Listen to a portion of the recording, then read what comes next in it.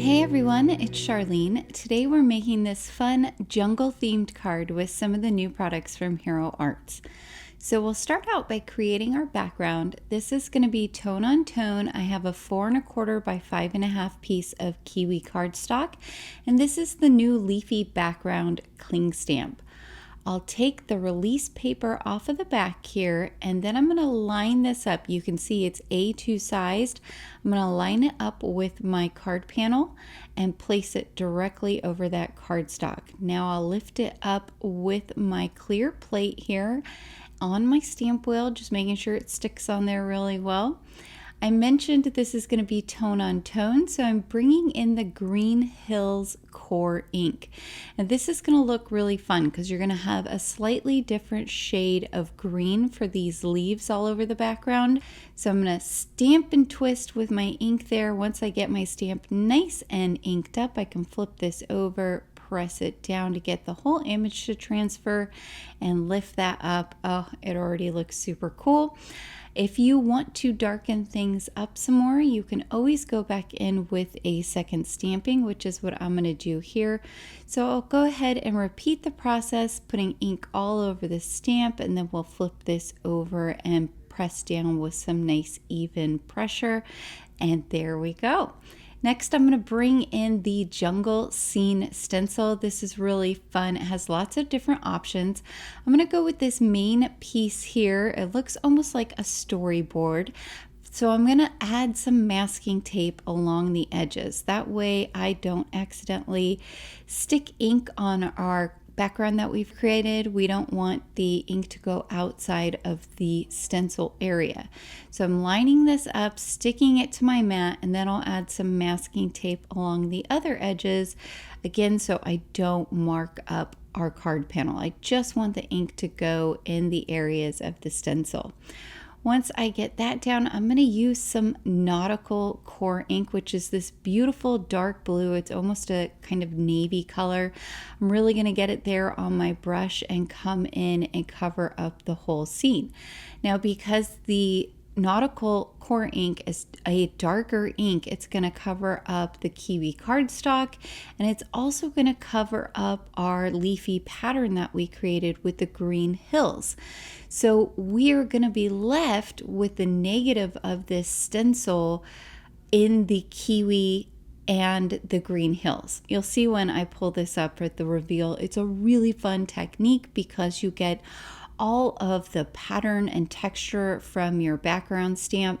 Also, make sure to change the direction of your brush every once in a while. That way you get into all the nooks and crannies of the stencil and you don't have any spots that aren't crisp when you pull the stencil up. So now I've got the color that I like. I'm going to go ahead and pull that up. Oh, it looks so cool. Look at that fun scene. I have my rectangle infinity dies here. I'm using the third from largest, and I'm going to line this up so that I have an equal border around that scene we've created. Now I can tape it down so it doesn't move when I'm running it through my die cutting machine because I want to keep those nice straight lines on there.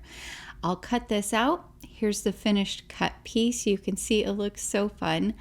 For our sentiment, I'm bringing in the Jungle Serenity bundle. So you'll have these stamps and then you also have the coordinating dies. I'm going to use the Adventure Awaits sentiment and then cut it out with the die. So I'll stamp this onto a scrap of nautical cardstock that I have, and this is going to look really good because our nautical cardstock is going to tie into our Nautical Core ink that we use to ink blend over the stencil. So this is a great way to keep that cohesive look to your card. Use some cardstock that's the same color as your inks that you've been blending with. So I added some anti-static powder down on the cardstock, and now I've inked it up with some clear embossing ink, pressing down lightly. I don't want to lose that nice line work that we have from the sentiment stamp. And then we can bring in some white superfine embossing powder here and just make sure to get good coverage. I'm going to cover it twice and then just lightly tapping on the back. I do have a few extra strays of embossing powder, so I'm just using a small flat dry paintbrush to remove those extra tiny little pieces of embossing powder. It's a great way to clean up your image if you don't quite get all of them from your anti-static powder. Now I will bring in my heat tool. I waited and made sure it was nice and hot before I brought it to the paper. That's going to give you a better result. Moving along, not staying in one spot too long. So now I get to bring my snips out and show you guys how I get my dies ready when I am using them. I want to get these little nub pieces off. So I'm just going to take my Hero Art snips here and place them right along the edge and then twist back and forth. This will allow that tiny little nubby metal piece to kind of bend off. It breaks off eventually. You don't want to hold down too hard with your snips, just lightly hold the piece and rotate back and forth. And there's our beautiful die ready for some cutting. So we'll cut that out with our die cutting machine. I did cut 2 extras of the sentiment die.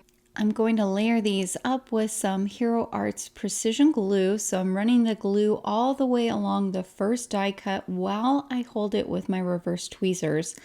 So now I can lay that next die cut on top, add more glue going along. You don't need very much. You just want to hit kind of all of the main areas.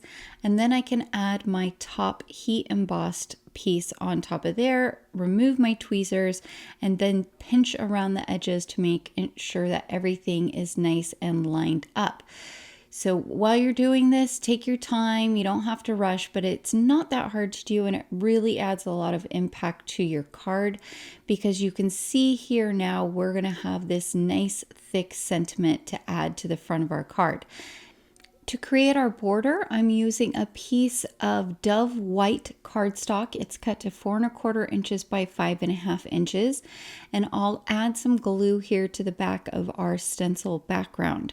I'm going to apply it all along the center, all around the edges. And then as I press it down, I'm just being careful to ensure that I get an equal border all the way around. Now the Dove white cardstock is probably one of the whitest cardstocks I have ever used. I absolutely love it. It just gives you that nice bright white border when you're using it on a card. Oh, I've got my sentiment here. I'm going to add some glue to the back. I'm holding it with my reverse tweezers. That helps me to place it down and ensure that it stays nice and straight. So I'm going to get my card panel here and put it on my glass mat exactly where I need it to be. And that will help me visualize where to put my sentiment. I also stand up when I do this. It's just easier for me to see everything. So that looks pretty good there. And I'm going to add some glue here now to the back of the whole panel. You could just skip the white cardstock panel that you created the border with and glue everything directly to your A2 card base.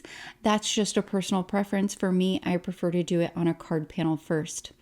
Okay, here is our fun jungle themed card. You can see that really cool pattern that we have in the background and how it's showing throughout the entire scene.